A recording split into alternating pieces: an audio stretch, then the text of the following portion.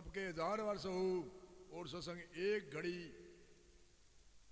और तुलसीदास जी ने इसने और भी कम की अवधि दे दी है। सत्संग घड़ी आदि से अपनी याद, तुलसी संगत सादगी कटे करोड़े अपे रात।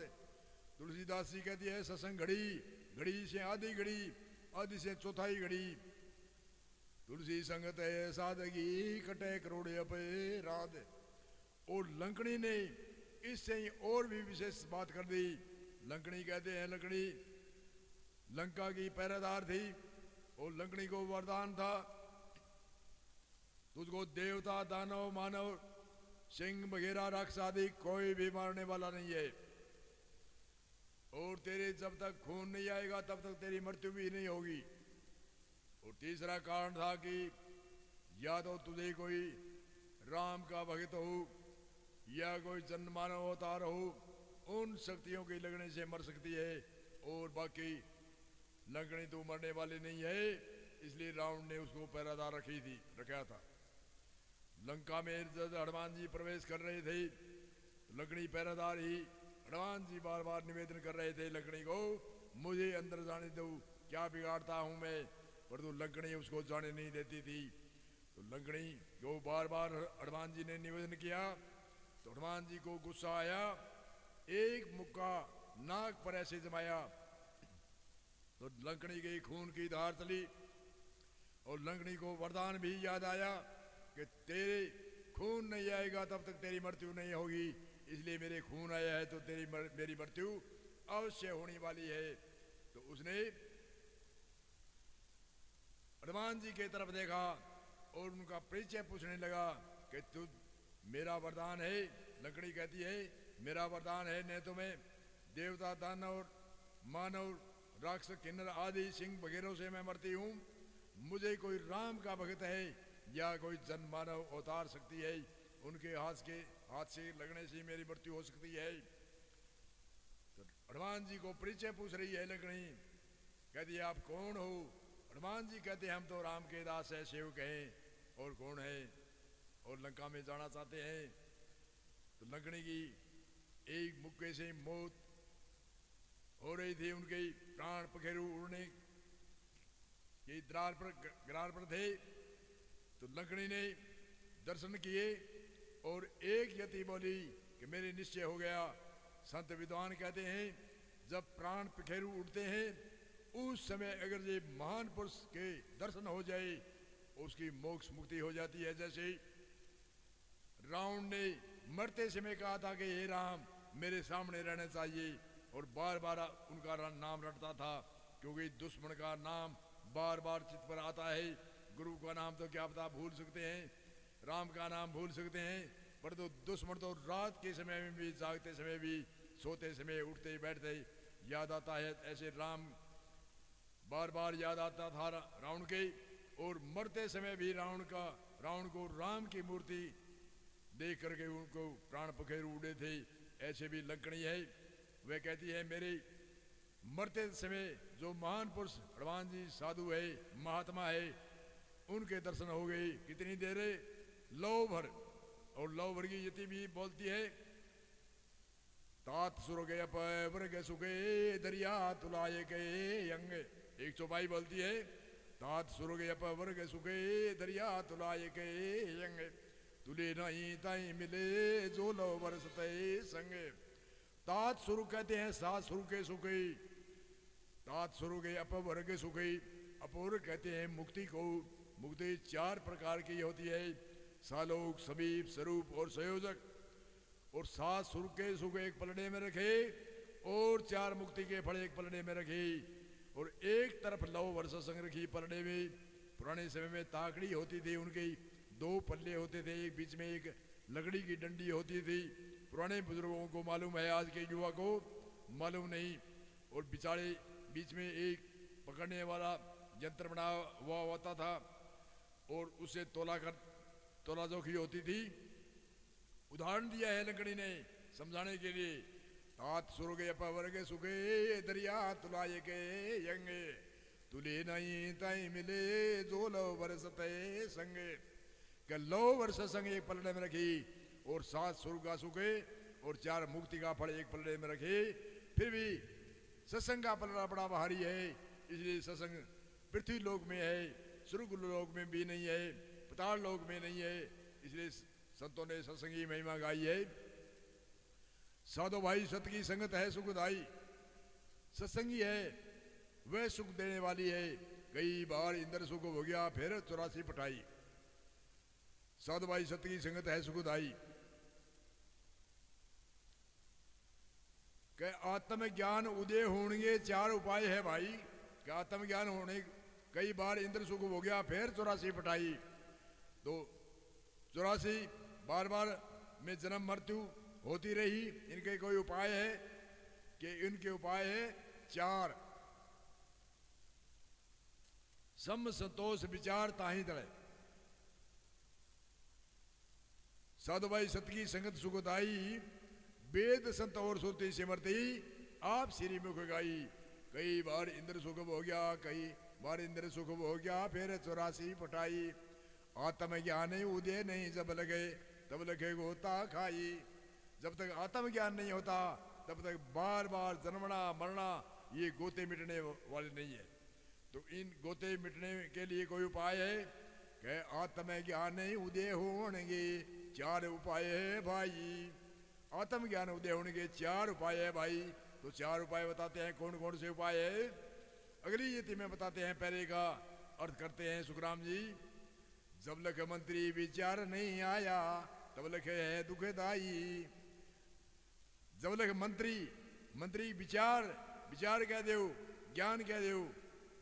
जब तक मंत्री विचार नहीं आया तब लख है दुखदाई। आया विचार सत्य असत्य छांट्या। आया विचार सत्य और असत्य की छटनी करी, अलग अलग किया। आया विचार सत्य असत्य छांट्या, परमानंद परसाई। उनके बाद में परमानंद की प्राप्ति होगी ऐसे बताते हैं। तो एक संत की और भी यति है इनको। प्रथम विवेक विचार धारणा लखिया रे सारे ऐसारी। प्रथम विवेक करो विचार करो, लखिया सार और ऐसारी सार के वस्तु है, ऐसार की वस्तु है। अगली यति में बताते हैं सार क्या है, ऐसार क्या है। आत्म सार है, ऐसार अनात्मा। आत्म है, इस अनात्मा शरीर में वह सार है। और अनात्मा जो बाहर दिखता है ये अन्न से बना हुआ अनात्मा है शरीर। ये ऐसार है, मिथ्या है, चलायमान है। अब एक विवेक का अर्थ किया है। और अब सम किसे कहते हैं। सममाई सब क्रिया था कि श्रीता सिंधु समाई।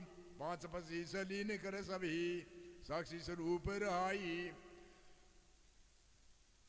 सम कहते हैं मन को रोकने को।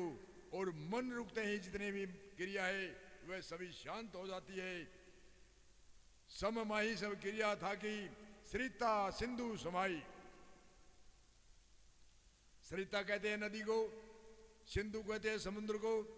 जैसे बरसात के महीने में नदियां उछलती है कूदती है, नदी को सरिता भी कहते हैं। उछलती कूदती है, गांव डबोती है, फसल को तबाही करती है, इधर उधर से खड्डे आदि करती है।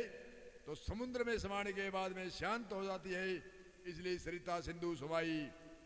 ऐसे ही मन को रोकने से मन की जितनी भी वर्तियां हैं वह रुकती है, वह नदियां हैं वह रुक जाती है और शांत हो जाती है। ये उदाहरण देते हैं संत।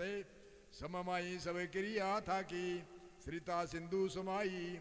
5 पसीस लीन कर सभी। 5 पसीस लीन हो गया, एक ही तरह हो गई। 5 पसीस लीन तभी साक्षी स्वरूप रहा। उनके बाद में साक्ष स्वरूप अपने आप का साक्षात स्वरूप है वही रहता है। फिर तीसरा एक उपाय बताया था, उनका अर्थ करते हैं। सदा संतोष शशि ज्यों शीतले तापति मुँह नहीं ताई। सदा संतोष, संतोष कैसा है? कैसा शशि के समान है, चंद्रमा के समान है। चंद्रमा गर्मी को शांत करता है, सूर्य की अनेक तरह की गर्मी होती है उनको शांत कर देता है। ऐसे ही सदा संतोष ससी ज्यों शीतले और ताप त्यों नहीं ताई। तीन प्रकार की ताप है, अध्यात्म है, अधिदेव और अधिभूत, ये तीन प्रकार की ताप। और कई बाहर की ताप अलग है, जो अधिक वर्षा होनी, अधिक कहीं तूफान आना आदि आदि अनेक तरह के बाहर की जो ताप है वो अलग है। ये ताप तीन प्रकार की ताप है, हर जन मानव के लिए, हर जन मानव के है, हर जीव जंतु के है। तीन प्रकार की ताप है, सदा संतोष हसी ज्यों शीतले और ताप तिहु नहीं ताई। तीन प्रकार की ताप है, वो क्या है? अध्यात्म है, अधिदेव और अधिभूत, ये तीन प्रकार की ताप है। अध्यात्म कहते हैं इंद्रियों द्वारा जो ताप होता है, अधिभूत कहते हैं इंद्रियों के विषय के द्वारा जो ताप होती है, ताड़ना होती है, और अधिदेव कहते हैं इंद्रियों के जो देवता है उनके द्वारा जो ताप होता है, जो दुख होता है उनको, इंद्रियों का दुख। ऐसे तीन प्रकार की ताप है, इनका थोड़ा सा विश्लेषण और करेंगे। तीन इंद्रियां है, ज्ञान इंद्रिय है, पांच ज्ञान इंद्रिय है, और इनके पांच ही देवता है और पांच ही इनके विषय है। पांच ज्ञान इंद्रिय कौन सी? जैसे आंख ज्ञान इंद्रिय है, इनका विषय क्या है? देखना, और इनका देवता क्या है? सूर्य। सूर्य जो बाहर हमारे दिखता है ये नहीं, सूर्य का अर्थ होता है प्रकाश, आंख को ही प्रकाश होता है, प्रकाश की शक्ति को कहते हैं सूर्य। और कान ज्ञान इंद्रिय है, और इनका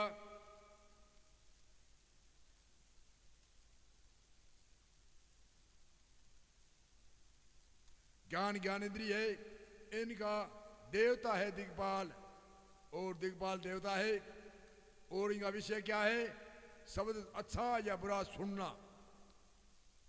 दिग्पाल देवता है, कोई बोलता है मेरी आवाज वहां उनके कान तक जाती है, और उनका देवता दिग्पाल है, अंदर से सेकंड से जल्दी उसके कान में डाल देता है।